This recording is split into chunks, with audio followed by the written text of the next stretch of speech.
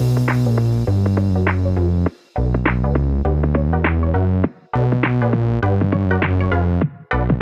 welcome everybody to another episode of Chris and Dave's Reality TV Cast. I'm one of your hosts, Chris, and my co-host and very good friend is Dave. Hey there, Chris, and hello to our listeners out there. Welcome to Chris and Dave's Reality TV Cast. We are covering Married at First Sight UK Season 8, Episodes 5 through to 8, or Week 2. Chris, we've been on hiatus for a little while. I've got to tell you, or got to ask you, not tell you, how's your holiday, mate?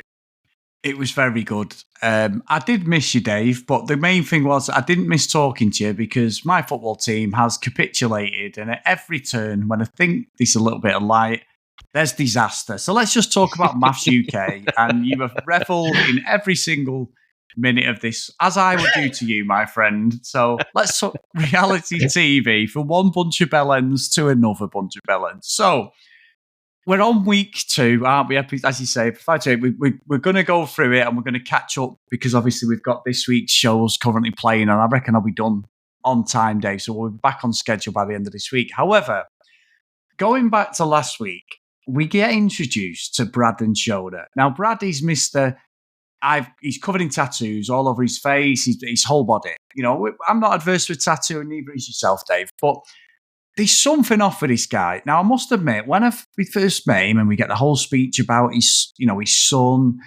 he's an ex-steroid user, he's addicted to it, the party life. Straight away, I'm thinking, I'm going to research this lad.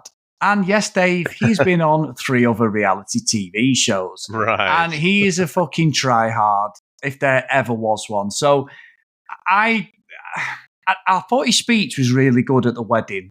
I really did. And I thought Shona's backstory was lovely. However, there is something off with this guy. And I don't know what's happening this week. So he might be the greatest person ever. But I just get a feeling that he's just on this for the show. As most of them are. I don't want to talk about that. But I don't know where I stand with him. Just going off episodes 5 to 8.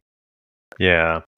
I think the thing is, for me, that comes across straight away with that couple. So Brad loves the smell of his own farts, doesn't he? I mean, he's just so up himself. And like, he tries to me, he's one of those types of people who, you know, try and give off this zen kind of vibe and try and, everything's cool, isn't it? And, you know, he's from Grimsby, isn't it? You ever seen Grimsby, the movie?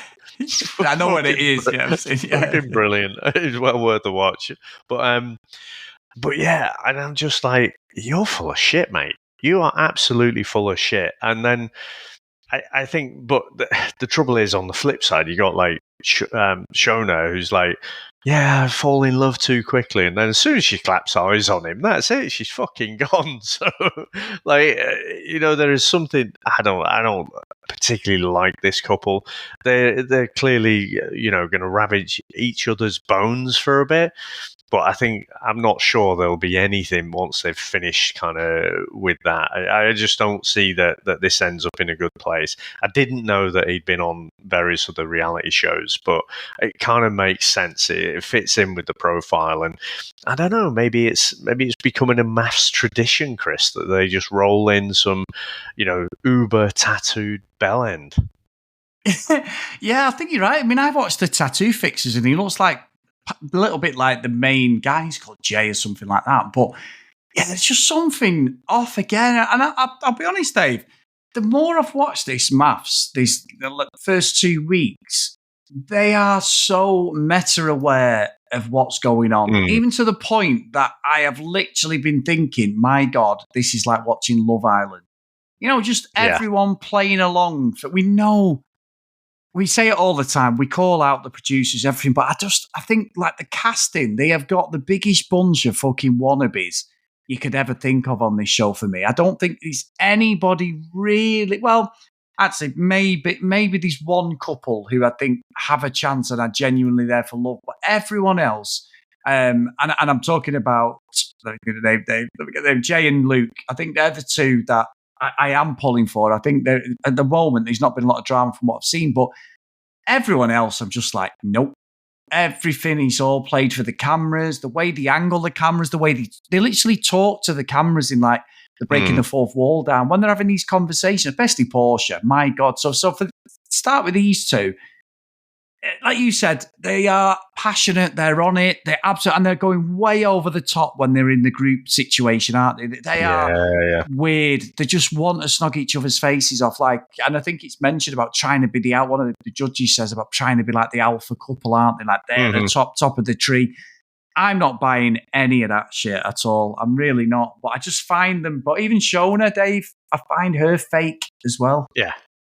Oh, definitely. But like I say, I think there's just something about her that you know that probably she's got a string of relationships with people like Brad. But then she'll get really upset about it when they break up, and then she'll walk right into the next one with the same kind of profile of douchebag. Yeah, 100%, 100%. And you're talking, Dave, when we're talking about bellends, we get to meet the other couple, Dave, for this week, Portia and Terence. Now, I have got a problem with Portia. She's literally playing American soap actress diva. I don't buy any of it. I mean, Terence, I'm not sure of. And why the hell would you put somebody who is a Christian who goes to bed at 11 o'clock with a fucking DJ who comes in at 4 to 5 in the morning and admits to be the serial fucking cheater? The judges are fucking idiots, aren't they? They're fucking idiots, the judges. But this is a couple that's just for the drama, Chris. Yeah, this is a couple they just want to fuck with because, just complete opposite ends of the spectrum and will never fucking make a couple at all. I mean... So Portia, right, I don't like her, gotta say, right out there. Someone who says, if someone offers, if someone doesn't pay for the check or pay for dinner or something, I'll walk off and get a taxi. Or, she basically wants to be a kept woman, doesn't she? And, the first thing she's asking Terence, is he a Christian and stuff? Fair enough if that is, really important to you, that is absolutely fair enough. But find out his fucking name first. So I just and talk about fate, Chris. I mean, I suppose we'll jump around a bit while we're playing catch up, but I mean, the whole thing with the dinner party later on, oh my God.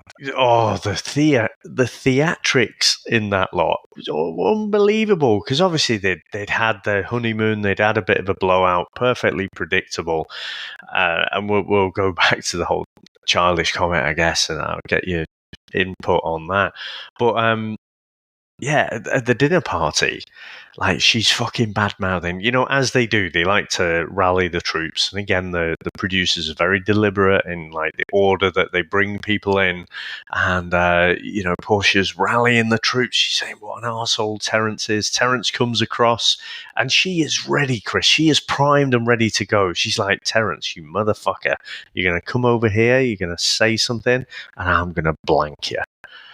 And he didn't. And she was like, it cut her legs off. And she was like, you fucking bastard. And it just escalated from there because, he basically pissed on her chips. Didn't give her that opportunity to blank him because he blanked her. And then it's all about that then. And it's just ridiculous. And then apparently, Chris, the whole thing was about this childish comment. Everything else was fine, but apparently it was all to do with, Terence calling her childish. And again, we get this thing where, when it's replayed to other people, it's completely misrepresented. It's designed to make other people feel sympathetic to your cause. It's fucking interesting, and this is honestly can't stand this pair as a couple. However, fucking brilliant MAFS couple. Yeah, well, you stole my thunder, but yeah, you're right. I completely agree. The childish thing was fucking childish on her part. He was calling her out. I think he plays the room a lot better. He's read the script. He's watched the show. Yeah. He is as cool as a cucumber. He's absolutely sat there. He doesn't raise his voice. He doesn't take her up on it. She storms off. Got to say, Dave, if you're going to storm off, at least have some onions in your pocket to make the tears flow. Because there was zero tears coming down her face when she was supposed to be so upset. I agree. These are just great TV. They're absolutely never going to get together. The most fucking incompatible couple we've probably seen on MAFS. And again, I know it sounds stupid. I should be rejoicing in having a couple like that where we're going to get drama now for the next 3 or 4 weeks. But I think the romance side of it thinks at least fucking somebody somewhere fucking get together and be real. You know, like these two are never going to see eye to eye and they're never going to be together. But I completely agree. I love the way that she rallies his troops. That is MAFS 101. All the girls are like, and he hasn't, to be fair, Terence hasn't actually got any of the guys on side. Really, Luke had a bit of a pop, then he's saying like, well, she's just, she's so needy, isn't she? And he did call her out, which I thought was quite interesting because he seemed quiet, like in the background. He didn't want to. We're not seeing much of Luke's personality, so that was quite interesting. Whether that comes to show later on, but he was sticking up for Terence. But again, Dave, you know what pisses me off watching this? The fucking contestants, they all piss me off. The judges. Still not right, really. I mean, what are they judging? They're the experts. What are they doing? The experts. No, but I mean, what are the experts on? I'm going to call them judges because you messaged Paul, didn't you, on Twitter, and we both said the same thing. Why don't the fucking experts, and I'm using that in fucking quotation marks because they are not experts of fuck all. We've spent 6 months vetting these people. No, you haven't. You've spent 2 fucking days being filmed with a load of fucking deadlegs who work for a fucking entertainment agency who put forward a load of these fucking wannabes who want the Instagram fame. And you're trying to make us believe you spent 6 months talking to these people. Not on my fucking Nelly have they done any of that, Dave. Absolute bullshit. I'm sorry. And then fucking they're all there like, Portia. Oh my God, what's going on? Oh, well, you can see. And then they had a go at Terence. Well, it's Paul. It's the way you deliver it, Terence. Why don't you watch all the stuff that us as the audience are asking? What the things that were supposed to go along with the story when they're living together? I'm not saying that Terence is completely innocent. I'm not. I'm genuinely not. Because he does like that, party life. But I've only seen Portia be the one at times overreacting. Maybe it's a defense mechanism. Maybe we'll find that out about her later on, and this is why she is the way she is. That's fine. I'm happy to be proven wrong and think, oh, she's a nice person. But the way she talks to the camera, it's just the red flags are there straight away. But the experts are fucking useless, Dave. Absolutely useless. And the fake compassion they show for these people is bullshit. I don't know, Chris. Sometimes the simplest answer is the right one, and maybe she's just a fucking bellend. Well, maybe. That's the way she comes across. This is shut my fucking rant up, haven't you? No, I just think you're trying to be nice and leave the door open and say, well, maybe it's a bad edit, Olivia style from Australian MAFS, it's a bad edit, she's actually a salt of the earth, really lovely person. I don't believe it, it's just... Again, she got my back up with the whole fucking wanting to be basically, I don't know, just waited on hand and foot. What was it she said? She said she's not Beyonce, but she's not far off or something like that. It's like, oh, fuck off. I can't be doing with that level of narcissism. And the thing is, I do think Terence is just completely incompatible with her. I mean, it's ridiculous, isn't it? Now, what we'll get, Chris, is the classic kind of, oh my God, it's the end of the week. This is ridiculous. And did you notice, actually, they've changed the rules a bit. So in the Australian one, it was always if one person says they're going to stay and the other one says they're going to leave, then they have to stay. Whereas in the UK, one person said, all the previous seasons that we've seen, one person says they're going to leave, that's it, couple's over. Whereas now, it's the Australian style mental torture of keeping that person locked into into this luxury flat. But, I thought that was interesting that they changed that up a bit. But this is where, again, it's probably written into the contract and blah, blah, blah. They might get less fees or whatever. But look, if you are really unhappy, I'm sure there are ways out. But you get to that point when they probably have a word with the producer or, some minder off camera and stuff. And it's like, look, you just have to see this out for a few weeks. And so you see them all down and like, oh, I'm fucking so unhappy. And then they're like, look, but you really want to be on TV though, don't you? Yeah, that's true. I do really want to be on TV. So they appear next week. Ta-da! Oh yeah, we're going to have another go and yada yada. It's like, fucking hell. Harrison and Bronte style. We've worked through our differences and we're really trying to challenge each other. It's predictable as anything. It is. I totally agree. And what made me laugh, Dave? This is the epitome of let's create a fucking storyline for ourselves. It's Peggy and George, Dave. George, he's too much for me. He's like they've got every boisterous person and rolled him into one. He's just like, he's so over the top. But I got to defend him a little bit. When Peggy was talking to him and she's saying basically about what would you do? This hypothetical thing about OnlyFans, right? And he went, well, yeah, because I have a channel and I do squats and I've got a bit of cash. He's either a Twitch channel or he's got his own OnlyFans for gaming, Dave. I believe you can probably do that. But she then takes offence, runs with it, runs all the way to the dinner party. George gets a bollocking off the fucking experts. And I'm like, am I missing something here? He's basically said, yeah, I'd support you doing it. If he said he wasn't going to support it, I think she'd have fucking kicked off about that as well and gone, well, it's my body. I do what I want. I think it was just purely a device for the episode. I wasn't believing anything she said. However, these two are not compatible. Just to throw that in as a side note. Absolutely unbelievable. So what did you think of that, Dave? Am I off on that? Well, for me, Chris, it sort of reminded me of when I was married and I could never, ever get the right answer. It's a trap. It's a trap. Just drink constantly. That is the way through it, and don't respond. Because you're right. I mean, I thought his response was okay. It's like, it's your body. Maybe he could have said, look, I don't think I'd love it, but I'd support you. I think I probably would actually, honestly, be a bit jealous. He could have maybe softened it a bit, but I thought he was sort of being supportive. But she took it the opposite way, and I think the way she took it was, like, he just doesn't give a shit.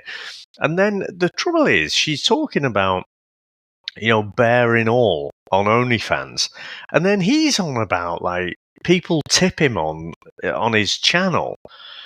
And then if they tip enough, he gets to do squats. Well, Chris, the problem is, I don't know if they've done some neurological trick here, but because, they're talking about nakedness on OnlyFans, and then George is talking about squatting on his platform, I'm thinking, what the fuck? I mean, that sounds a bit weird, doesn't it? Are these like sexy naked squats, or what the fuck's going on there? Why the fuck would someone part with the hard-earned cash to watch someone squatting? I mean, I think if there's a market out there, it'll be an upcoming tier on the Patreon.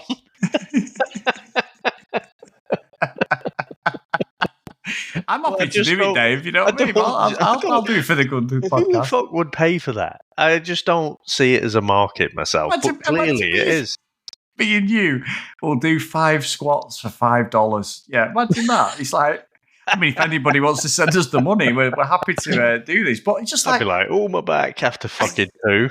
Yeah, we're not going deep enough. We're not going deep. But like, I don't get it. And like I said to you, Dave, it's like me and you having a conversation and you saying the same thing, Chris. I'm going to do an OnlyFans thing, or whatever. I'm going to do whatever. I need to make a bit of cash. Blah blah blah. What do you think? And I went, I don't really care. You do you. If you want to do it, I'm happy to support you. And then you going, how dare you? And I'm like, what have I done? Was it not a right answer anyway? And I just think that's all it was. It was purely the producers meddling and just saying, right, we need something. Oh, no, I kind of believe that Peggy took it that way. I mean, what are the producers? They're not going to say, like, react this way. I do believe the reaction. I'm saying it's unfair because I actually don't think there was a right answer in there. if he'd got kind of possessive and said, well, no, I wouldn't be happy with that. Well, it's one of these things, isn't it? Maybe Peggy would have been okay with that response, but you can imagine a lot of people would not fucking react that way. Be like, my body, my fucking choice. I do what I fucking want. Fuck you, George A. With your fucking tip for your baton or whatever it was. What was it? A baton or it was something, wasn't it? Was it his? Yeah, exactly. I'm sure it was like there was something French, like a bread roll or baton or something like that. That was like a euphemism for something else. Exactly, that's what I think it was. And then he's on about his squatting and stuff. It got all very weird for me. But yeah, I mean, this is another couple, though, isn't it? That clearly, I think I said it last week. They're just there to be fucked with, really. The producers are just having a laugh. Like, everyone's like laughing at like Peggy's expense, right? She's 32, apparently. And, she's quite open about she wants to start a family and stuff. Well, let's put her with the biggest fucking man-child we can possibly find. And that's not because he's got a fucking Twitch channel or anything. Just the things that he comes out with. So they're just not a good pair. Now, they could, ebb and flow. They could go through kind of, patches where they're kind of getting on okay. But ultimately, they're not going to work at all, and they never will. But what I'll say for George is, although he comes out with some really stupid stuff, when he's backed into a corner, I actually think he can say some pretty good things. So he seems, when he's in the doghouse for a bit, is this sounding familiar, by the way, Chris? As I'm saying that, when he's been in the doghouse for a bit, he'll give his apology, and actually he wordsmiths it quite well. He sounds quite good and sincere in what he's saying. I don't think it is sincere, but he seems quite good at delivering the message when he really concentrates hard on it.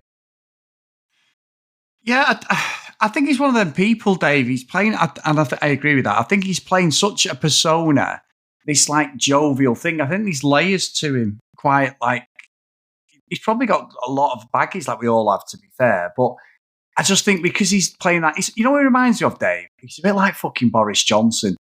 Fucking buffoon.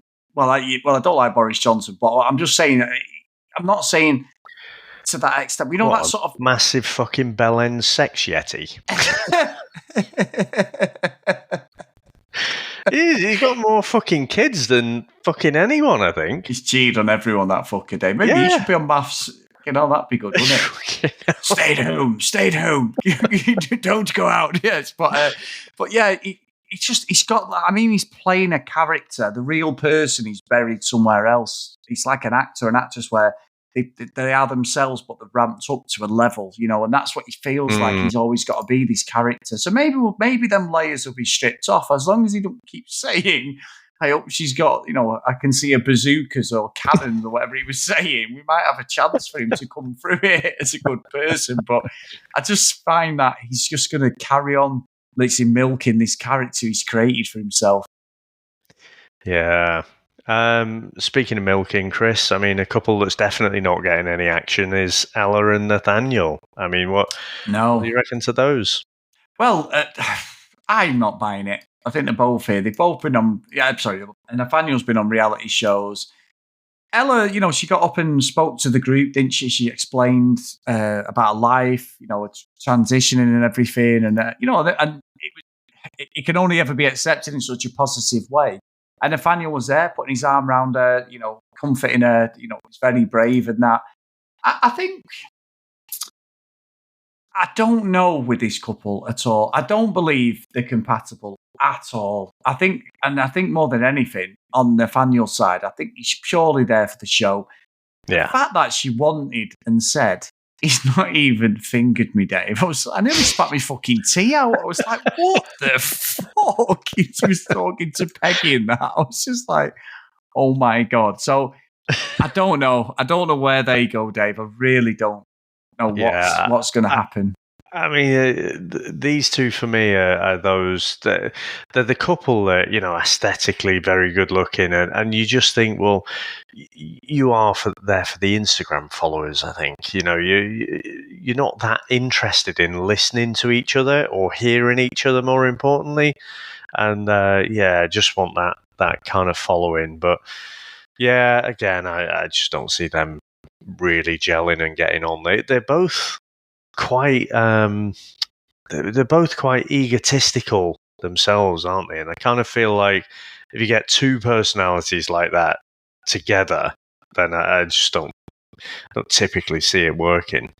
No, and I agree. I think we're going to see more fireworks as this experiment unfolds with them two. And I know Nathaniel's been really vocal in the press about the show and everything, and that'll probably transpire in the next couple of weeks. But I do think that I think with Ella, there's so many layers to strip away of her.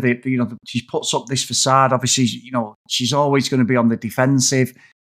I don't know. I don't know what what I worry for her is what the experts' advice they're going to give, because they're fucking useless, Dave. I hope that they navigate her, her story, her whole journey on this show, and as well, what you don't want is that she becomes someone that we don't like further down the line. I think at the moment I'm sort of in the middle with both of them as a couple. I don't believe in Nathaniel's intentions, but I'm hoping that with Ella, she's there. Because there has been a few things that I flagged up and I thought, I don't like her dialogue or anything. But in the same respects, it's such a thing, for a burden for her to carry onto the show and be honest. So, yeah, it's quite a hard thing to navigate. So let's just hope that for her, she gets the conclusion she wants, even if it's not with Nathaniel, which I don't think it is, and it leads on to some long-lasting relationship. Now, Chris, other couples of note, or not of note really, but Arthur and Laura, any thoughts on them? Still not buying it. Not buying any of it. I wasn't buying it. I know Mel wasn't buying it at all. Some of the things Arthur said, and he did admit, did he, about the lying and stuff like that. And then this thing about the vowels, they're scraping the barrel again with the fucking storylines. You know what I mean? We've got Peggy there, hypothetically being upset, and then you've got them still going about the vowels. So fucking what? The fact that he said "I love you" at the end was definitely read from a script, which was fucking brilliant. But I'm not buying them two. They'll be definitely not staying together. There's a little bit more about them as they get to know each other, but I'm not having it that they'll be together as a couple much longer. Yeah. And what about Thomas and Roz, Chris? Well, apparently, Dave, they're having all sorts of action. Well, I mean, I think Brad and Shona you could put in that category as having all sorts, but I think, I don't know, I kind of get the impression that Thomas and Roz, bit of an awkward, fumble, maybe. Apparently, they've been intimate, but fucking, I don't know. I just don't imagine there were sparks flying. No, they're one of them couples, Dave. I'll be honest, I'm not really interested in. They've not brought anything to the show yet for me to go, yeah, I'm rooting for him. I don't really think he just reminds me of a Tory boy, Dave, and that's why I'm struggling, I think. I'm sorry, I know that's bad, but he just is. I don't know. It's just like he's come from such a privileged background for me. And I can't take to him at the moment. With her, I don't know. She seemed to get very upset with some of his dialogue and that's fine. It's not fine to speak, but I don't know. I'm just not buying into it at all. Yeah. I don't know. I am intrigued where this couple goes. And like I say, I sort of taught him a new one last week when I was saying, just fucking get with it. Because he just wouldn't even hold her hand or anything. So, yeah, I am interested where these go, although not necessarily invested, if that is in a good way. I'm sure something will happen one way or the other. Yeah, let's see. So anyone else, Dave, before? No, I think that's pretty much it, isn't it? So, like I say, we've gone through week 2. We'll catch up on week 3, and then pretty much business as usual then. We're back. We are back. Tasha and Paul. Actually, Dave, I'm going to take back what I said at the start of the show about Luke and Jay. These two might have a chance. The dialogue is like how a normal couple would treat each other. I mean, there was, Paul was getting called out for his toilet habits, Dave. Pizza, he said, it's your fault. They do actually look like there's a bit of chemistry, actually. So for these two, I'm rooting for them. I think I wasn't so sure at the start, but I think as we've gone on, they just seem genuine. There doesn't seem to be any drama at the moment with them. It might change, but yeah, I thought they've had a good 2 weeks, to be fair, like Jay and Luke have as well. And they seem really, and when they were in the apartment together, it seemed just organically. It wasn't fake. There was no looking at the camera, breaking the fourth wall. I was with him on that, I must admit. Yeah, and I think these are almost like the Ollie and Tani, aren't they, from Australian MAFS? The couple that you're like, oh, actually, these are one of the genuine couples, not a couple that the experts are just looking to fuck with. These look like they might actually work. I'm sure they'll go through some bumps in the road on the way, but actually they're going along at a nice pace, and I'm interested to see where it goes. Yeah. I am, to be fair. I am. And maybe my cynical old, heart, Dave, maybe changed with two couples having a potential to make it. All the others fucking get back on Instagram selling fucking teeth whitening. But maybe these four are the ones, Dave. Sounds good. Good stuff. So thank you, everyone, for bearing with us. I know a lot of you messages will say, where are we? I was on my jolly up, and it was 30 degrees in Tenerife Day, so I had a very good time. But no, thanks for sticking around and sticking by us. We'd like to say we'll get the next episode out once all the episodes are finished this week. So if you want to email us, guys, cdrealitycast@gmail.com. If you want to follow us on social media @cdrealitycast, as always, get up to Facebook, Chris and Dave's Reality TV Cast. Come and join us over there. There's loads of links for all the episodes if you're outside the UK, so you can catch up if you're trying to listen along to me and Dave chat about all this nonsense. And as always, if you want to get over to patreon.com/CD Realitycast, if you want to come and join us over there and support us, that'd be really, really good of you. So the roll call of honour for today is Sandy, Danielle, Caroline, Kim, Amanda, Larissa, Helen, Macy, Nicola, Emma, Fiona, Cassie, Megan, Kate, Maggie, Zoe, Gillian, Keith, Helen, Chloe, Noreen, Joanna, Libby, Katie, Dee Dee, Susan, Lauren, Lucky Lulu Green, and Ken Gustafson. So thank you so much, guys, for all your support. Amazing, amazing list as always. Awesome, mate. Well, it has been good to get back on the horse, and no pun intended there. So thanks very much to you, sir. Thanks to all our listeners out there. Thanks to all our supporters, and we'll speak to you next time. Bye.